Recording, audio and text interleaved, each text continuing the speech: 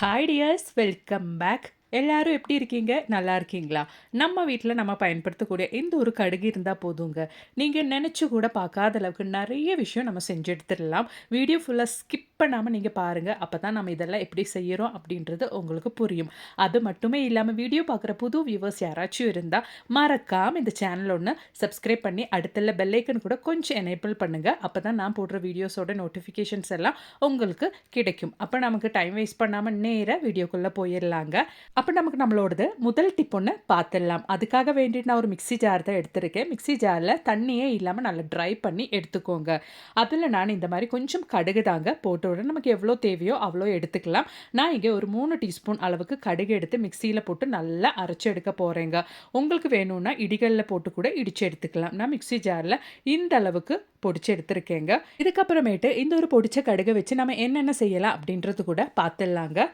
அப்பதான் அதுக்காக வேண்டிட்டு நம்ம ஹோட்டல்ல இருந்தெல்லாம் ஃபுட்டு வாங்கும்போது கிடைக்கிற அந்த ஒரு குட்டி பாத்திரம் தாங்க நான் எடுத்திருக்கேன். ஊறுகாய் எல்லாம் போட்டுட்டு நமக்கு குடுப்பாங்க பாருங்க. அந்த ஒரு குட்டி பாத்திரம் தான் நான் எடுத்திருக்கேன்.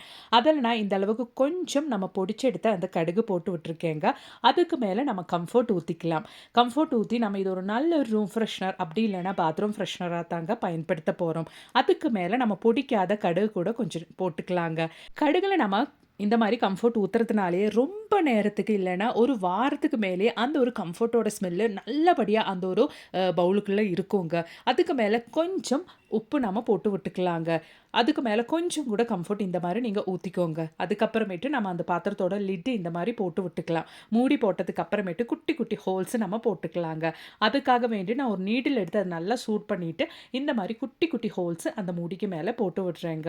அவ்வளோதான். நல்ல நல்ல ஒரு நறுமணம் எப்பவுமே நம்ம வீட்டுக்குள்ள இருக்கிறதுக்காக வேண்டிட்டும், பேட் ஸ்மெல் எல்லாம் அப்சர்வ் பண்றதுக்காக வேண்டிட்டும், எல்லாம் நமக்கு இந்த ஒரு பாத்திரம் மட்டுமே போதுங்க.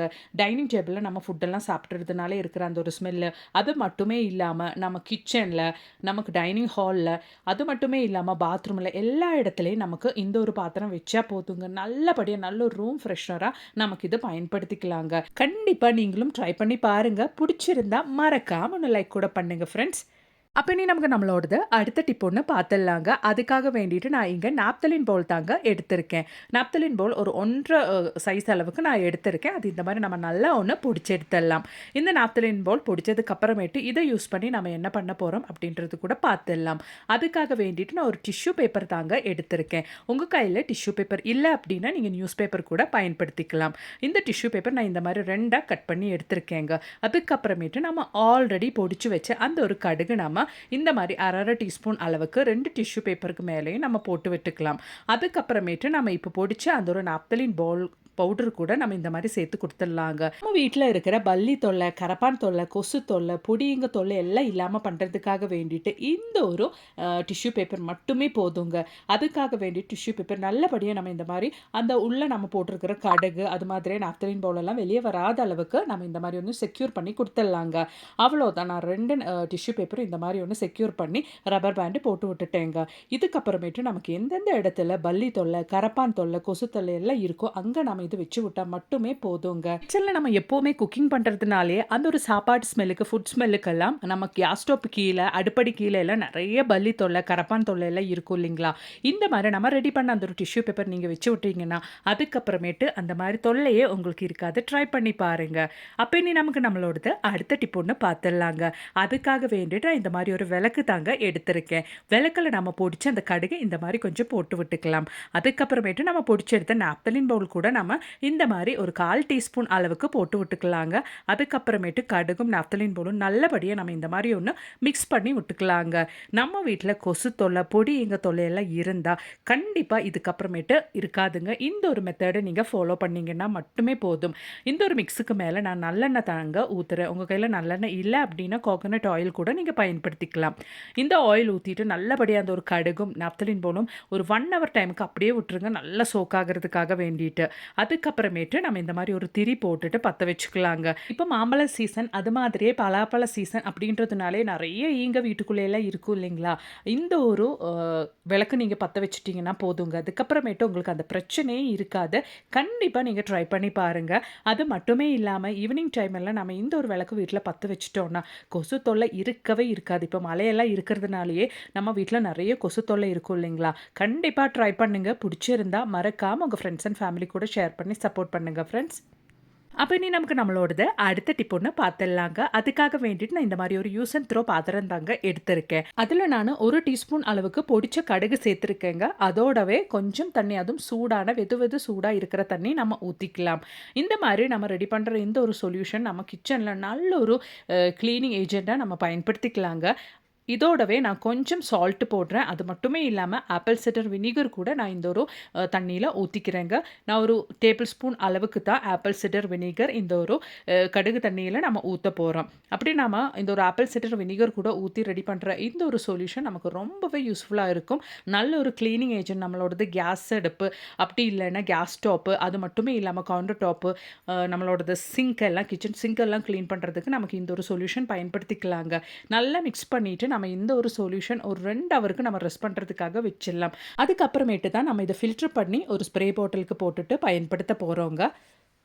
பாருங்க 2 ஹவர் முடிஞ்சிருச்சு. நான் இந்த சொல்யூஷன் உங்களுக்கு ஓப்பன் பண்ணி காமிக்கிறேன். நல்லா அந்த கடுகோட ஸ்மெல்லு, உப்பெல்லாம் நம்ம போட்டிருக்கிறதுனாலயும், ஆப்பிள் சிடர் வினிகர் எல்லாம் ஊத்துனதுனாலயும் நல்லபடியா அந்த ஒரு தண்ணி கலர் சேஞ்ச் ஆயி வந்திருக்குதுங்க. நல்ல ஒரு அருமையான சொல்யூஷன் இங்க. இந்த ஒரு சொல்யூஷன் நம்ம வீட்ல ரெடி பண்ணி வச்சுட்டோம்னா, நமக்கு வீடு துடைக்கும்போது, அது மட்டுமே இல்லாம கிச்சன் எல்லாம் நம்ம கிளீன் பண்ணும்போது இந்த ஒரு சொல்யூஷன் நம்ம பயன்படுத்திக்கலாங்க. அவ்வளோதான். நான் ஃபில்டர் பண்ணி இந்த மாரி ஒரு பாட்டிலுக்கு தான் இத ட்ரான்ஸ்ஃபர் பண்றேன். நான் காலியான என்கிட்ட இருந்த விம் லிக்விட் டிஷ் வாஷோட பாட்டில் தாங்க பயன்படுத்திட்டு இருக்கிறேன். இதுக்காக வேண்டிட்டு ஸ்ப்ரே பாட்டிலே வேணும்ன்ட்டு ஒண்ணும் அவசியம் இல்லைங்க. நாம ரெடி பண்ண இந்த ஒரு சொல்யூஷன் நமக்கு வாரக்கணக்குல பயன்படுத்திக்க முடியுங்க. கெட்டு போகாது. அவ்வளோதான், நம்மளோட சொல்யூஷன் இங்க ரெடி ஆயிருச்சு. இத நாம இதுக்கப்புறமேட்டு எதுக்கெல்லாம் பயன்படுத்துறோம் அப்படின்றது கூட பாத்துடலாங்க. நம்ம ரெடி பண்ண இந்த ஒரு சொல்யூஷன் ஆல்ரெடி நான் சொன்ன மாதிரி நம்ம கிச்சன் கிளீன் பண்ணுறதுக்கும், அது மட்டுமே இல்லாமல் வேலையெல்லாம் முடிச்சதுக்கு அப்புறமேட்டு நம்ம கிச்சன் சிங்க்லேயும் நம்ம இந்த மாதிரி ஊற்றி பயன்படுத்திக்கலாங்க. இந்த மாதிரி நம்ம செய்யறதுனாலே நம்ம வீட்டில் பல்லி தொல்லை, கரப்பான் தொல்லை எதுவுமே இருக்காதுங்க. கண்டிப்பாக ட்ரை பண்ணுங்க. பிடிச்சிருந்தா லைக் பண்ணுங்க. அப்ப இனி நமக்கு நம்மளோடது அடுத்த டிப் ஒண்ணு பாத்துடலாங்க. அதுக்காக வேண்டிட்டு நான் 1 டீஸ்பூன் அளவுக்கு கடுகு இந்த மாரி ஒரு பாத்திரத்துல போட்டிருக்கேங்க. அதோடவே நமக்கு இது கூட ஒரு 3/4 டீஸ்பூன் அளவுக்கு வெந்தயம் கூட சேர்த்து குடுத்துடலாம். இதுக்கப்புறமேட்டு நம்ம இது நல்லா ஊறி வர்றதுக்காக வேண்டிட்டு கொஞ்சம் தண்ணி கூட ஊத்திக்கலாங்க. நைட்டு தான் நான் இது ரெடி பண்றேன். காலையில தான் நம்ம இத எடுத்து பயன்படுத்துவோம்.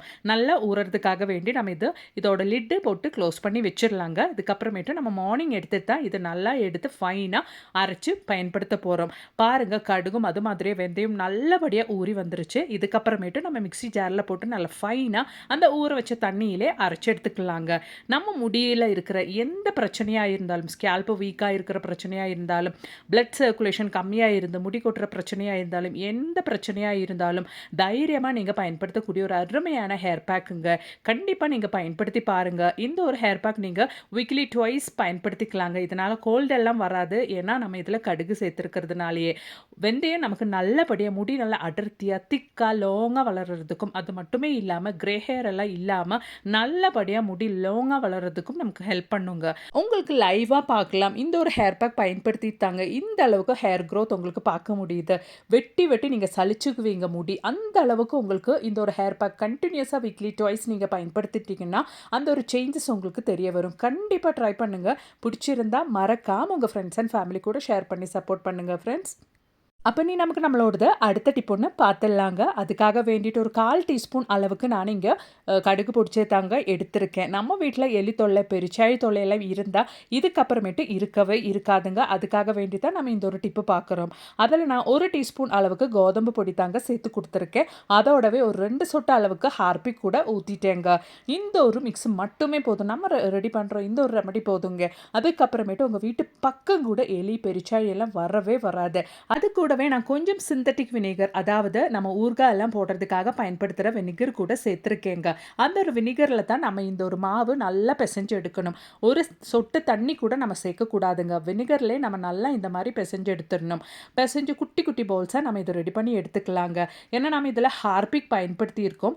அதனாலே கைவிட்டு நம்ம பெசையும்போது கை எரிச்சல் வர்றதுக்கு சான்ஸ் இருக்குங்க. அப்படி கை எரிச்சல் வராம இருக்கிறதுக்காக கொஞ்சம் கோகோனட் ஆயில் அப்படி இல்லன்னா கிளவுஸ் கூட நீங்க பயன்படுத்திக்கலாம். நல்லபடியா இந்த மாரி ஒண்ணு மிக்ஸ் பண்ணி குட்டி குட்டி பவுல்ஸா நீங்க ரெடி பண்ணி எடுத்துக்கோங்க.